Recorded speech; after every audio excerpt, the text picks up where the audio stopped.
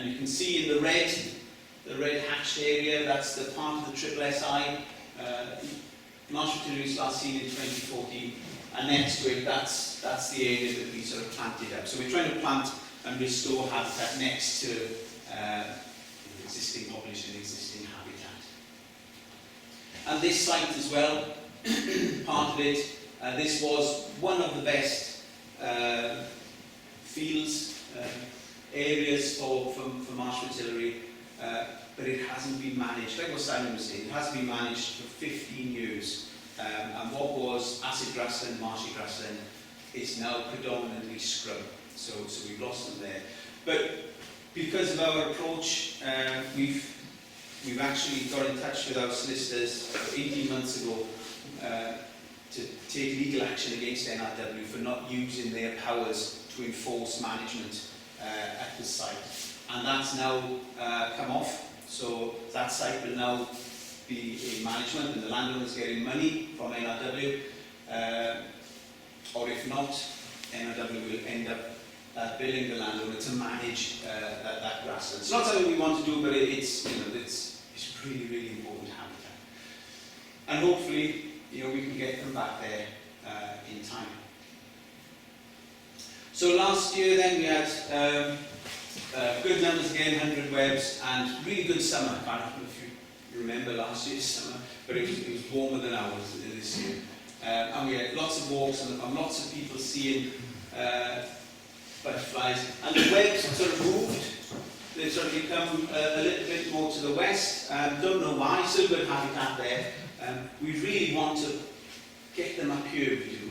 I don't know if you know the site, but this is the Wildlife Trust Iguira Nature Reserve, right next to the Llanellis Common. And we purposely, it's good habitat, we purposely haven't put any there because it's kind of our test site, if you like. We want to see how long it takes them to get there. So we survey that, and we haven't found them yet. We've had some records outside of the common. And, what's the scale of where they are to the Wildlife Reserve? What's the scale like far? Oh yeah, so that is about 700 metres? Yeah, 500-700 metres, something like that. And there's not much in between, so it's a bit scrubby, so they'll have to jump a wooded hedge or two, but they should get there, And if they don't, well, all of us should be there. But they should get there. But you can see they've spread out to the south, which is good, and we've had records of Marsh Artillery further south than Anna, which I'm claiming, but there's no way of knowing for sure, but I'm claiming that. So it's going good, but this year, like I said, has been really, really bad for Marsh Artillery. But we've got, earlier this year in the spring again, we had another licence to collect another 80 caterpillars from the wild to do the second round of rearing and release. The first releases were supposed to be this September, but it's just been such a bad year that we've kept them in hibernation now. They've all gone into hibernation in the rearing pens, so we've got a much bigger, larger stock, if you like, for next year. So we'll have a lot more caterpillars to rear from. And that's the plan. So next year we'll be putting them out in March, and then again March, April, and then again in the autumn of next year. We're hoping, with all the restoration work that we're doing and others are doing in the landscape, that we need to go to NRW and say, maybe we should start, instead of waiting for them to get to these new sites, maybe we should look at putting them in there as well. But that's a debate for next year. Another debate for a few years' time is, when do we bring the wasp in? I'd like to, I'm not sure I've got the nerve to do that, but we should. It's part, it's part of the cycle. But that's next year's talk. So that's the Marsh Artillery update of where we are. And it's going really well. Can I just ask a question? Yeah. So you're introducing them, but you don't know why they disappeared. Oh yeah, sorry. So they disappeared on the common when there was a huge amount of work, drainage. Drainage in, I think it was the mid-90s.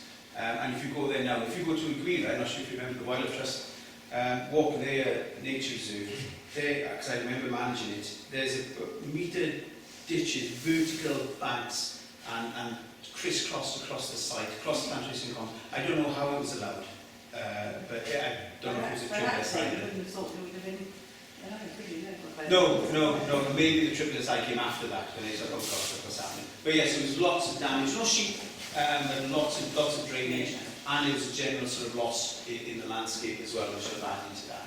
And the idea is, and this is entirely possible, that the ones in Tonarevil, it's about 5 kilometres away, should be able to make that distance to the common. It's just as that Tonarevil population gets smaller and smaller and more fragile, the chances of them making that flight is harder and harder. Yeah, it's less than that, Rob. It's about 2 kilometres. Is it? Yeah. And then they're just not doing it. And that Tonarevil population, since this has happened, because of management and various things, it's just going down and down. I don't know what you think of the population in Tonarevil now, Richard. To be honest, I haven't really been involved because you can waste an awful lot of time trying to get NRW to do things that they don't want to do, and then you do a better job of it with your solicitors. So, as most of the Morgan Marsh strip sites are assets of size, we concentrate our efforts in Carmarthenshire, which is the biggest county, and Leafport, which is part of Morgan, where it's much more rewarding. And much more successful. So yeah, so the plan is to sort of basically link the north and the south. So that's the Marsh artillery side of things. So now on to the farm, picking up what Simon was saying, which is how important farm restoration, conservation is for wildlife. So this is our farm, just north of Parry, in the Vale of Glamorgan, and we've only been working on the farm for the last sort of 12 months maybe, and we had a good sort of spec for this farm. We do lots of farm restoration projects in Pembrokeshire and in Ceredigion as well, but this one, the landowner, new landowner, came in and they said they want this farm to be as wildlife friendly as possible, which is great, but it has to be a working farm. It has to make its money as a farm. So there's that balance that needs to be struck all the time. So we're working with the tenant farmer to find that balance. And it's a great thing for conservationists to do, is to work sort of hand in hand with the farmer. Because my first idea was to turn this field into a lot of lakes and scrapes and everything, and it's like, well, no, Rob, calm down. So it's good. We're learning, and the tenant farmer is learning. So it's before we sort of got hold of it, and the new landers got hold of it, it was an intensive, the Vale of Glamorgan and everything is quite intensive. Sheep and cattle. Sheep and cattle throughout.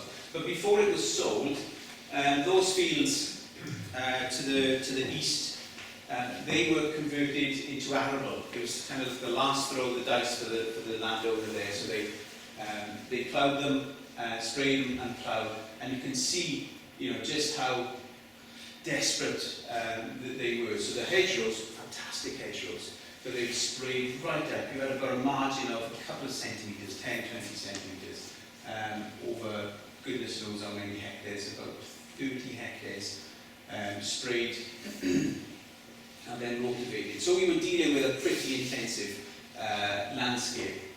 And so the first thing that we advised and we sort of got through was really simple stuff. We're not complicating too much here. It was the silage fields, and it's still silage, is let's just get a bit of grass margin going. So trying to get, and this grass margin is Yorkshire fog and ryegrass. It's nothing special, but it just provides something for invertebrates, reptiles, and small mammals.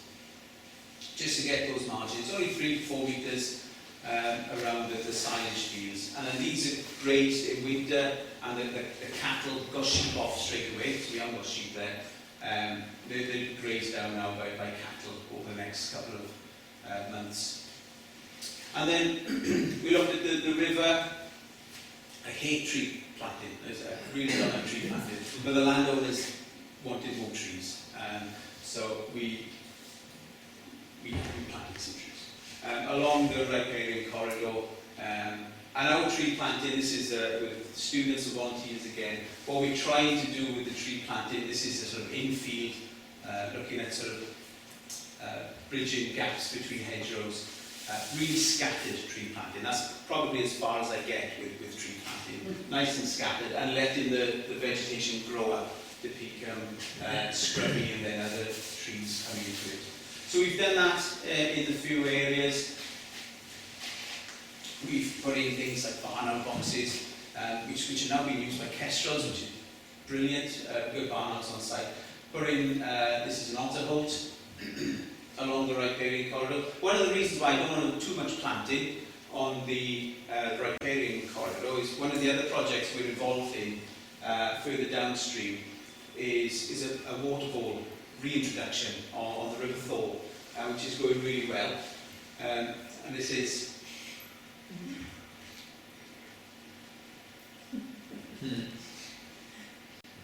he came out eventually.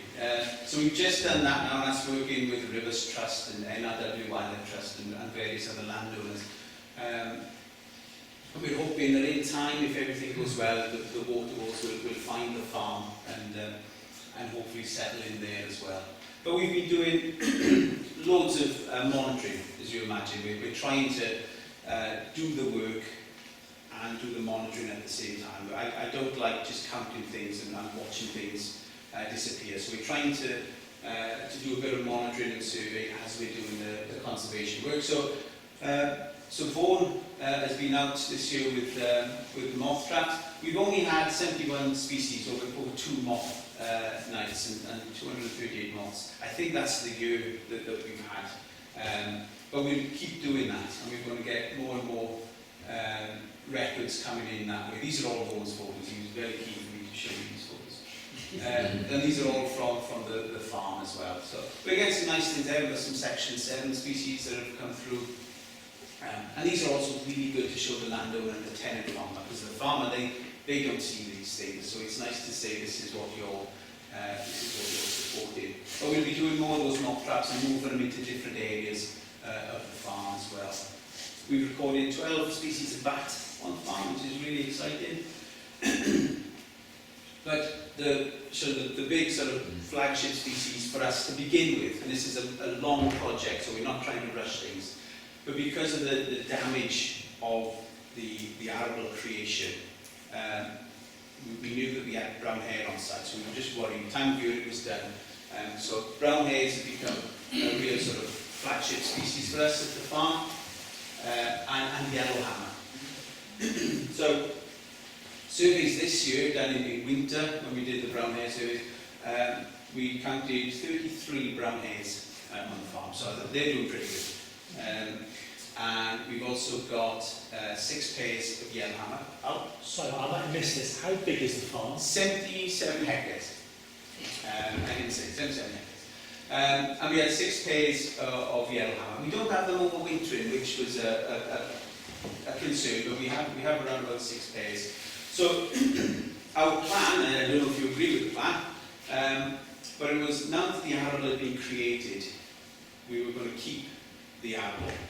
The new tenant farmer sort of was able to make use of it, so we looked at trying to create a traditional lowland mix farm of cattle grazing and arable, and that was our plan. So we kept the arable, but we made sure that it was sort of more productive for wildlife. So instead of spraying, normal spraying goes on, so rotivating and spraying up to the hedgerows, we've now got between a 6 and 8 metre margin around the entire arable fields. And in some fields we've gone for, this is mustard, so really high seed producing species.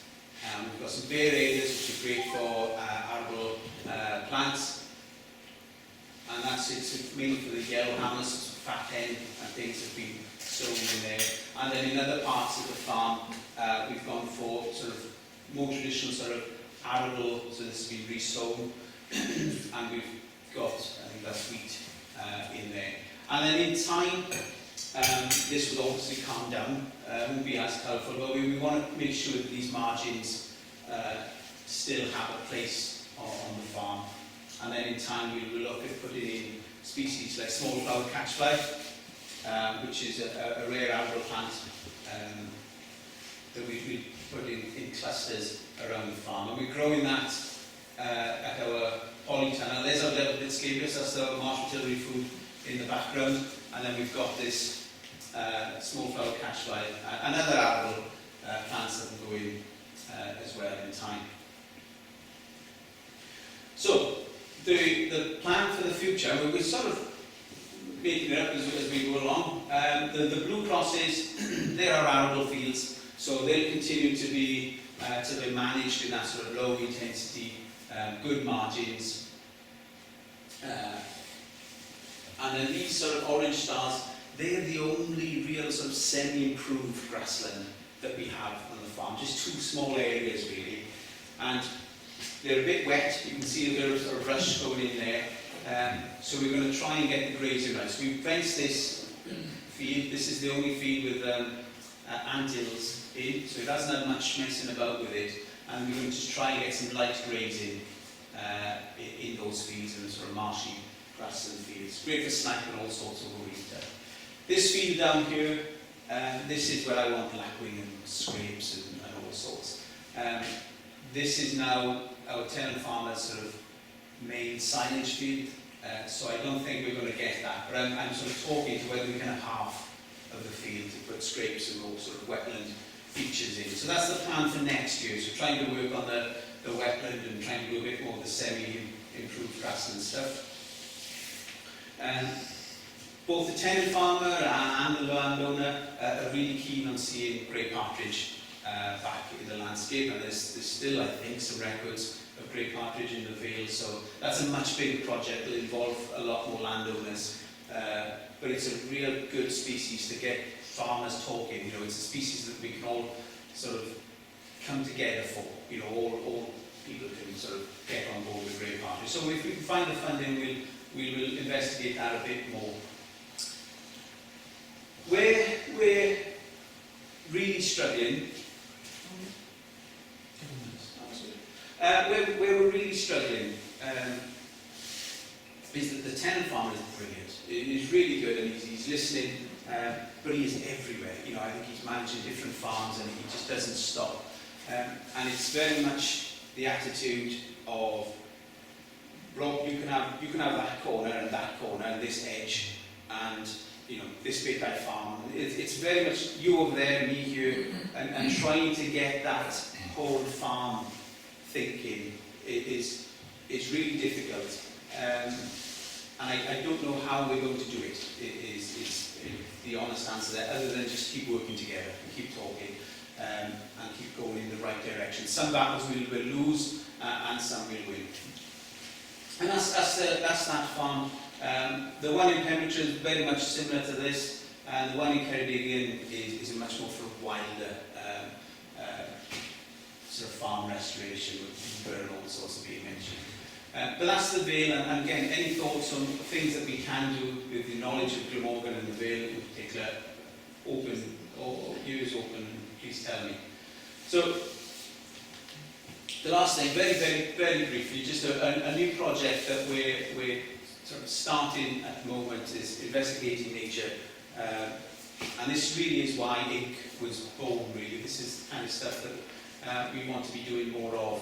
So we're currently looking at fundraising to get a research and an investigative journalist team in INC. So looking at sort of investigative journalists and researchers so that we can really challenge NRW and some of the decisions that they're making, some of the decisions they're not making, and really keep the pressure on. I think in conservation, I've been involved with conservation for 20 odd years now, and we don't really get journalists in. You know, we don't have that sort of investigative, sort of dogged approach, and it's something that we've found with the litigation work that we really need.